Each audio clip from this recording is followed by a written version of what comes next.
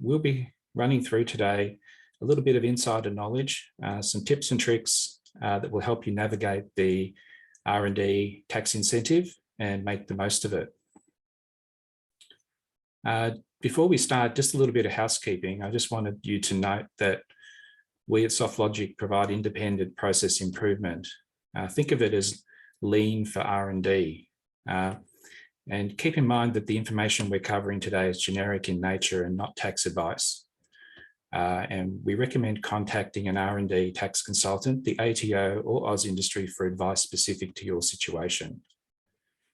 The benefits we believe you can gain by optimizing your R&D processes will allow you to more efficiently conduct your R&D, simplify your compliance with the R&D tax incentive, and therefore help you legitimately claim all your entitlements.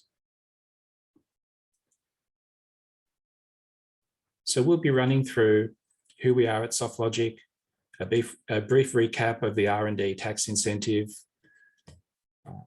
Someone's just arrived. So we'll be running through who we are at SoftLogic, a brief recap of the R&D tax incentive.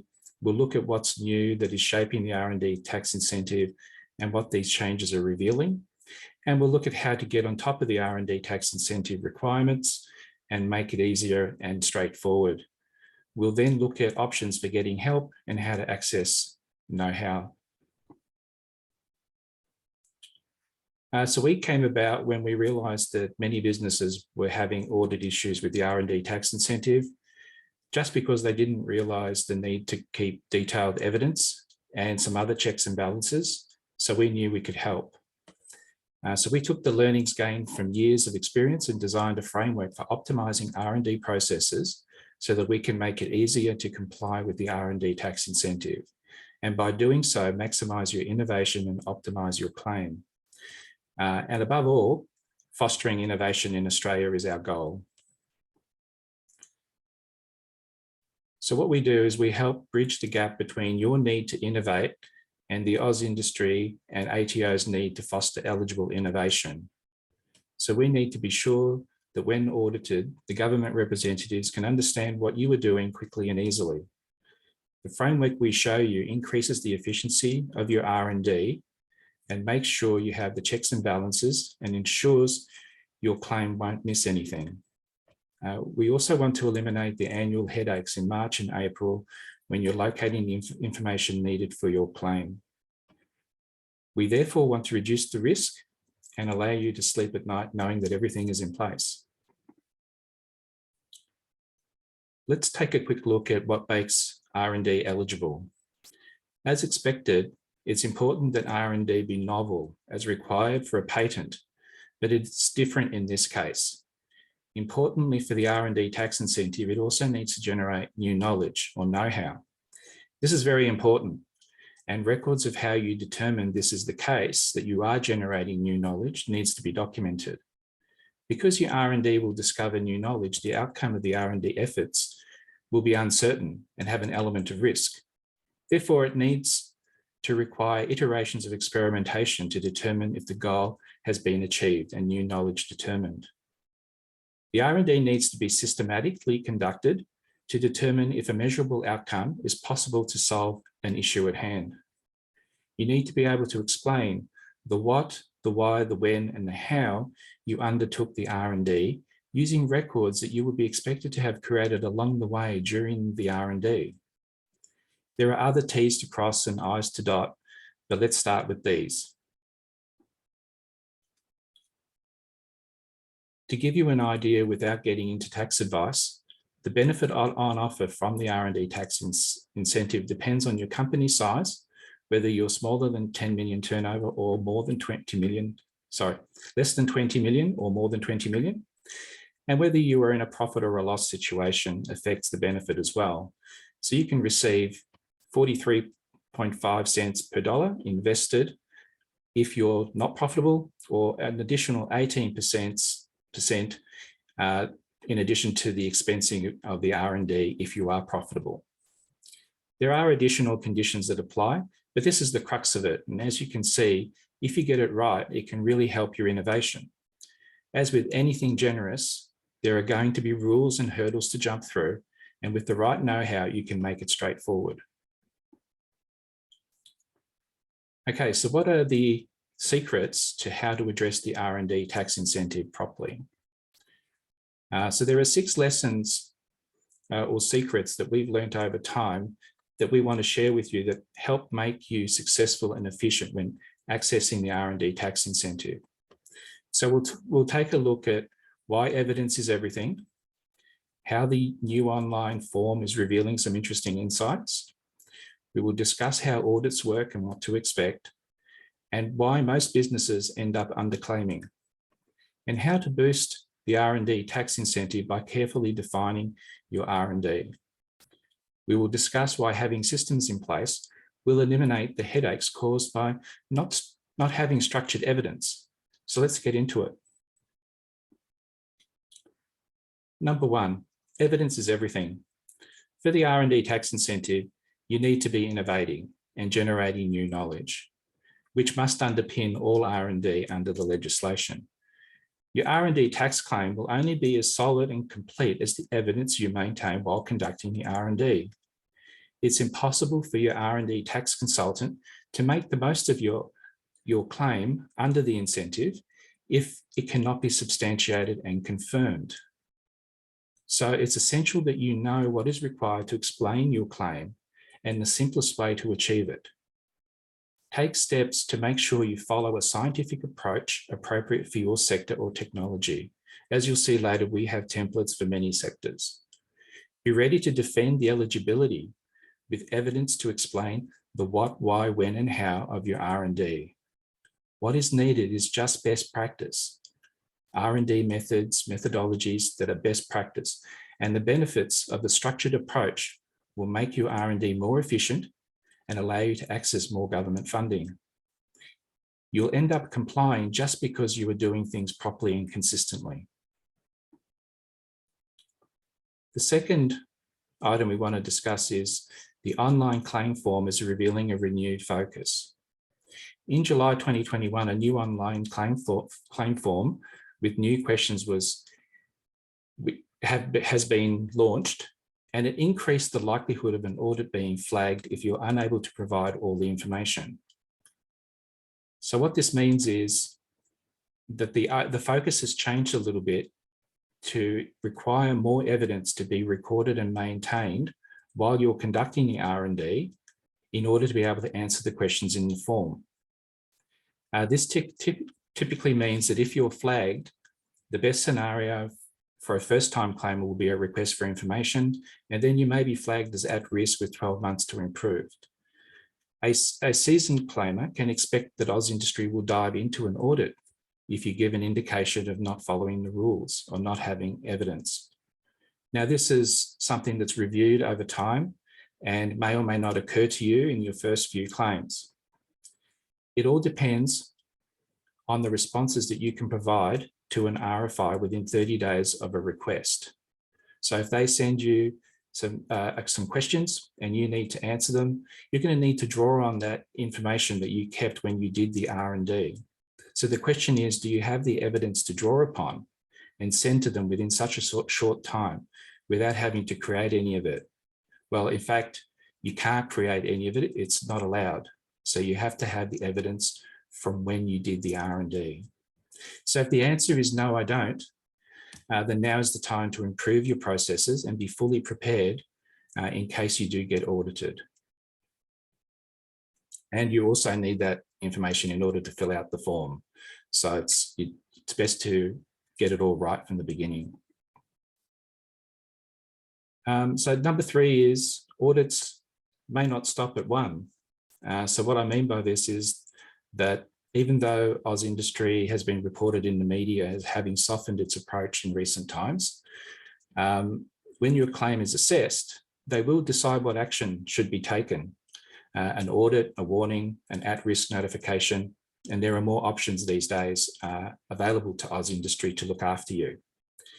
If they conduct an audit, the issues are found, they may choose to review more of your claims, if not all of them, and not just the current year that they're looking at.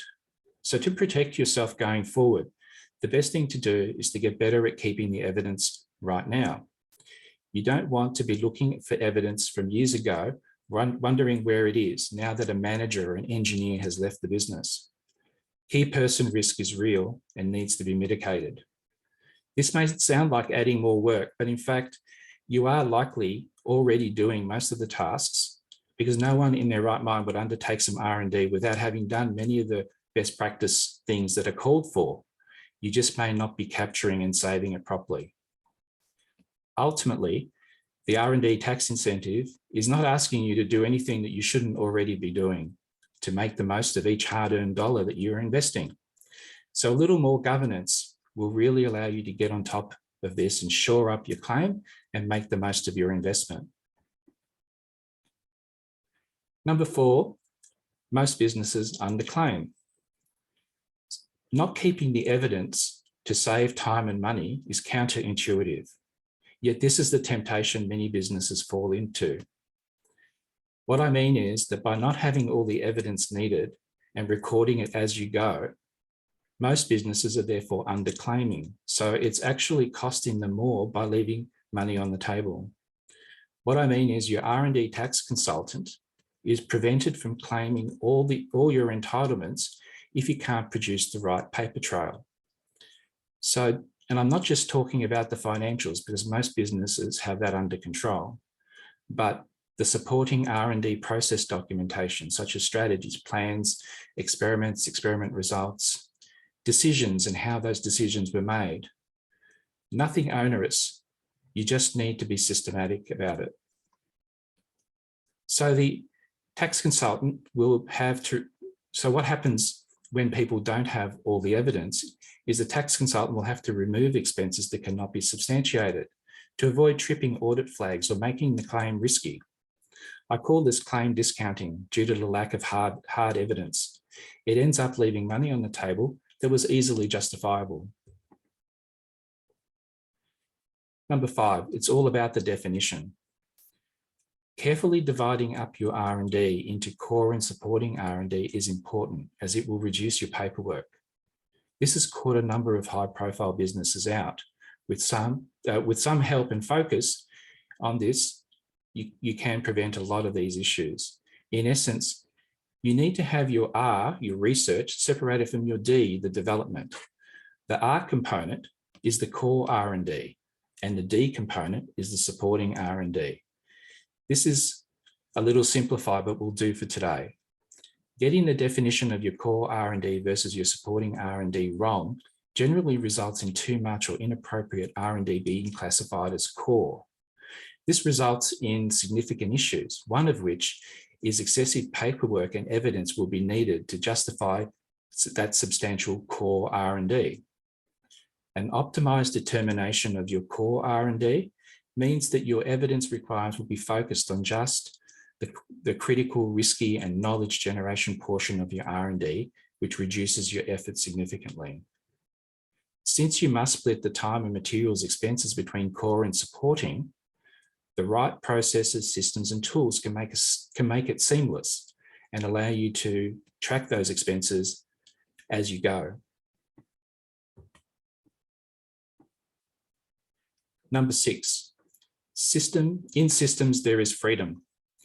You need to demonstrate a scientific and systematic approach to your R&D. And depending on what you are doing, what sector you're in, the way of thinking about R&D that's in the legislation and the guidance documents and the Frascati manual can sound quite foreign. We can help you align your processes to the scientific method. Your R&D needs to consist of an objective known as a hypothesis. This is a measurable goal to prove a possible solution to a problem. And you need a documented means of determining if the hypothesis has been proven or not. And these are known as experiment plans, with recorded results each time you conduct the experiments.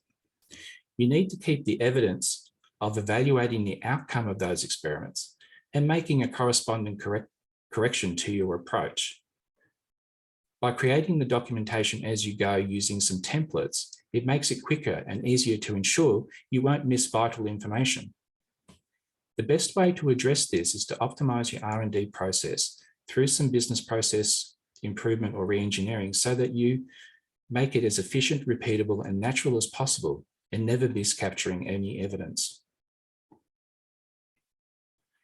So let's look at the solutions to getting on top of the hidden secrets and staying in control of the evidence needed to fully claim the R&D tax incentive.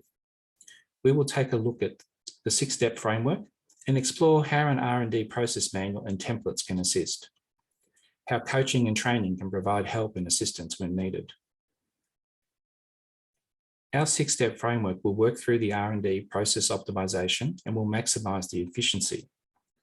Step 1 is to optimize and document your processes and tools in an R&D manual and establish templates for each part of the process to make it as easy to stick to and consistent, and to make it as consistent as possible. Consistency is the name of the game here. Maintain awareness of the R&D process through regular R&D meetings that monitor the progress and check the steps are completed.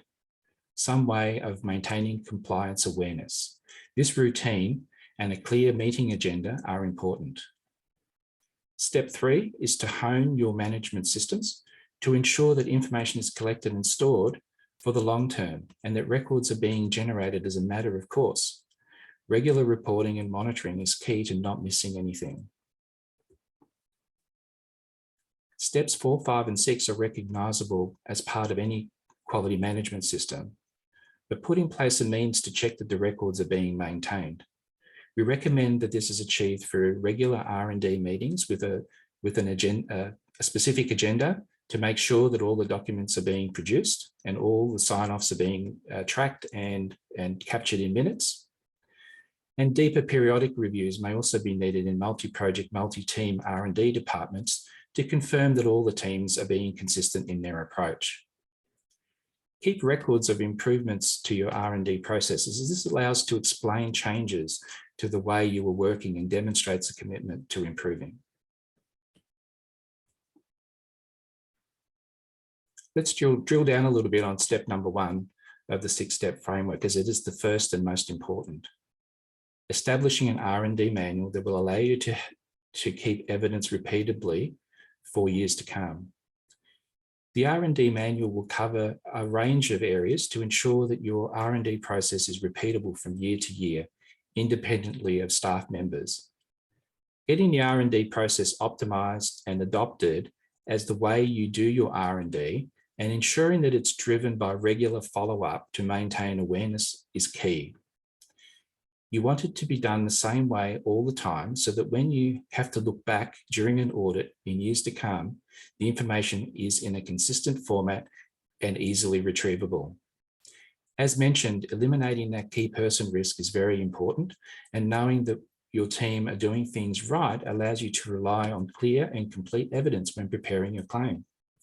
After all, you only get 30 days to sort through the evidence from 1 or more years ago and locate what you need to answer the questions and provide the evidence. By optimizing your processes and tools to have the routine set out and steps agreed upon, you almost have everything in place. Add to that some templates that guide you at each step of the way to make your R&D process reliable and repeatable. Our templates allow you to show and hide instructions so you can access the information you need when you need it. An example is shown in the highlighted portion of the template extract on the left. There are 5 core templates that are the backbone of a full R&D process, and we provide others for various purposes depending on your sector.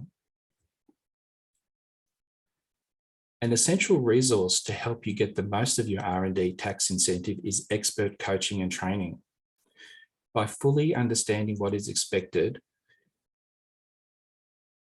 we will provide you with an advantage, and having access to coaching and guidance from us on process and your tax consultant on the claim will hone your skills and ensure that the amount of documentation is minimized and you are as ready as possible for a claim.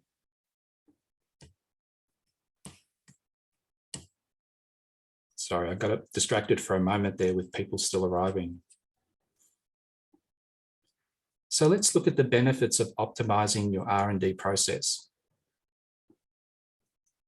What we've shown is that it's important to streamline your R&D processes and keep them repeatable by integrating them into your day-to-day work methods. The evidence needed for the R&D tax incentive using our templates is best practice and will benefit you in many ways beyond the R&D tax incentive. The objective of the efficiency and process improvement is to lower audit risk and to optimise the R&D tax claim and the process around preparing the R&D tax claim so you can drive your dollar further. Our integrated R&D process framework, manual templates, and expert coaching will ensure your business gets the most out of the R&D tax claim. Let's look at two options of how to achieve process optimization in your business. A DIY online self-paced package for smaller businesses and the guided instructor-led optimization package for larger multi-team R&D. The self-paced approach will suit smaller teams running a single project. It consists of a detailed online video course that provides the training, and it includes the essential templates that will make it as easy as possible and give you a head start. Included are 4 hours of coaching and support to get you started. We also include optimization guides and checklists to assist you. A comprehensive template user manual will guide you on how to integrate our R&D processes and templates into your work practices. Alternatively, if you undertake multiple R&D projects with larger or multiple teams, then you are in need of a way for them to undertake the R&D consistently between those teams. In this case, it's best to have an R&D process manual that fully integrates the evidence and captures your optimized processes. In our guided R&D process optimization, an instructor will take you through the personalized training and workshop your R&D processes and help optimize the steps and tools. The instructor will capture the optimized processes in an R&D manual and templates, and then provide 4 hours of coaching to help get you started with the process. So we have a special offer today for those attending the webinar. Our normal pricing for the DIY is $15.40 plus GST, and the guided is $69.90 plus GST. If you mention to us that you attended the webinar and meet with us in the next few days, you can access the DIY at a reduced cost of $13.40 plus GST and the guided for $65.90 plus GST. Please take a moment to type DIY or guided into the chat to let us know, and we'll contact you to discuss it. Don't forget to mention the webinar offer when we meet. So just recapping the differences, the DIY is the online self-paced learning with the essential templates to give you a head start. You will work from the comprehensive template manual to refine your R&D processes and is suitable for smaller R&D teams undertaking one project. On the other hand, the guided R&D optimization package is a fully supported process involving an instructor and workshops to prepare an R&D manual and templates, so your R&D teams will be consistent and remain compliant. Both options come with 4 hours of flexible coaching. So please take a moment to unmute and ask any questions. I know I've only got 2 minutes left in my promise of keeping it to half an hour, but I'm happy to stay on and answer questions. Please feel free to unmute and ask any questions, and feel free to enter contact me in the chat to indicate that you'd like to have a strategy session with me, and we'll be in touch to set something up. Are there any questions today? I know you've all finished the coffee that you were having while I was speaking, and so you may be wanting to get back to work, but take a moment to ask any questions, or at least let us know if you like, whether you'd like us to contact you. No takers? Fair enough. I understand there's lots of work to be done. So thanks to everyone for attending. I've tried to cover all the points in 30 minutes, which is obviously difficult with so much to cover. Don't forget that there's ebooks and checklists in the resources section of our website. There's an ebook on the full framework that you can read, and there's also checklists that will help you get started. We'd love feedback, so please feel free to send us an email with any thoughts. If you'd like to leave a Google review of our webinar, please use the link in the thank you email that you will receive shortly, as it really helps us. All the best and happy innovating. I hope to chat with you soon. George, oh, yes. Hi. I have a question. Yes, Jeff, go ahead. This one's a fairly hard one, but okay. It's fairly fundamental. In the decision whether to apply for the tax concession straight off, you need to create new knowledge, and that's one of the principles. Now, is new knowledge is it defined better than it used to be? Is it defined as new knowledge to the company, to the country, to clients in general, to one engineer that doesn't know it exists? Right. No. That's a very difficult question.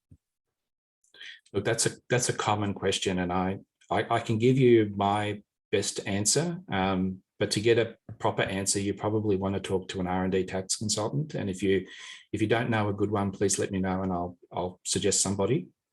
I'm sure they'll talk to you free of charge, but at an initial consultation. But essentially, new knowledge needs to be new knowledge that you're generating that no one that is accessible to you anywhere in the world could answer and provide you a solution that can solve the problem without experimentation.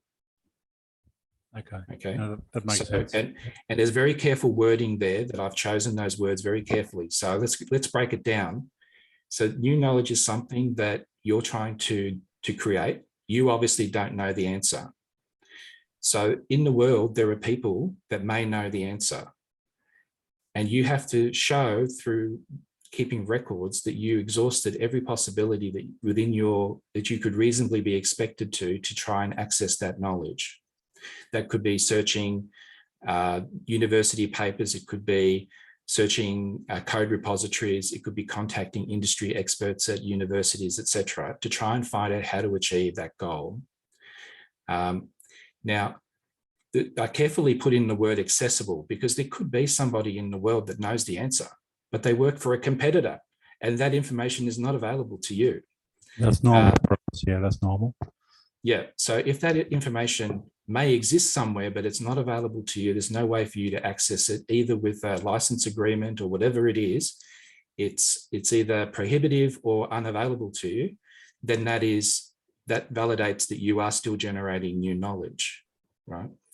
The important thing is that if there's anybody in the world that can tell you how to solve the problem without conducting experiments, right? So what that means is if they can tell you how to solve it and they would prevent you from having to iterate and try different ways of solving, then you're not generating new knowledge.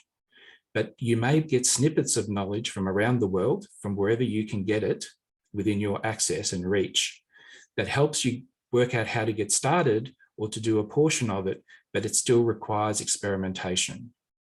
Generally speaking, and again, it's not tax advice, but generally speaking, that still makes it eligible because you're still generating new knowledge over and above what you're able to access. And it requires experimentation and a systematic progression of experiments to determine the outcome and whether it's possible to achieve the goal. So hopefully, Jeff, that's a high-level answer to the question. Like I said, I think there are tax consultants like Mark Bauer Group, R&D 360, Access R&D, various other ones that you could contact that would gladly help you look at an example and from your business and give you a more educated assessment, I guess is the word. Yeah. Any other questions? Well, thanks everybody. I really appreciate you attending, taking the time out of your day to come along. Feel free to contact us. We'll send you a thank you email with the contact details. If there's anything you'd like to follow up or hear more about, I'm more than happy to conduct a 15-minute strategy session with you. If you already know you'd like to do that, please feel free to contact me into the chat, and we'll prioritize you to make contact. Okay. Okay. Thanks, George. Yeah. Very worthwhile. Thanks, Richard. Thanks for coming along. Appreciate it. Very worthwhile, I believe. Excellent. By the way, Richard's done the full package, the total consistency guided package. So yeah, thanks for coming along, Richard. Hopefully you still found something useful today. You'd be a bloody idiot if you didn't, I can tell you right now. There you go. That's it. Okay. Yeah. Thanks for the feedback. Okay. Excellent. Great. Take care. I'll get some of my colleagues to get hold of you, I think. Okay. Rightio. Okay. Fantastic. Thanks, Stuart. Take care. Thank you. Be in contact. Thanks, everyone. Okay. Bye. Bye.